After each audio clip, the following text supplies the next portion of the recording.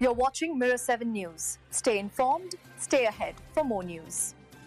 It's hard to believe it's been 20 years since Hurricane Katrina struck New Orleans, yet the memories remain vivid for those who lived through it. Hurricane Katrina made landfall in August 2005 as a Category 3 storm, and it devastated the Gulf Coast in ways that would change emergency response in the United States forever. More than 400 lives were lost. Entire neighborhoods were destroyed, and families were left to navigate chaos, flooding, and heartbreak. When Katrina approached, the city held an eerie calm. Retired AP journalist Chevelle Johnson-Rodrigue recalls the skies being perfectly blue, almost like a normal summer day. No one could have imagined what was coming.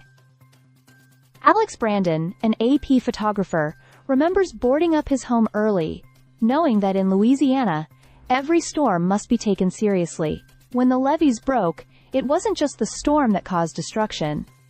It was the water that inundated homes and streets, overwhelming a city largely below sea level. Brandon had the unique experience of embedding with the New Orleans police SWAT team.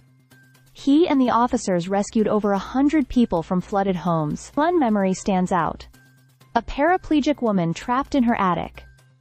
With limited tools, Brandon and the team used an ironing board to lift her safely onto a boat. It was a mix of adrenaline, improvisation, and humanity in the midst of catastrophe. Brandon recalls alternating between helping people and capturing the moments on camera, including a now famous photograph of Fats Domino being rescued. For many residents, survival often came from the kindness of strangers.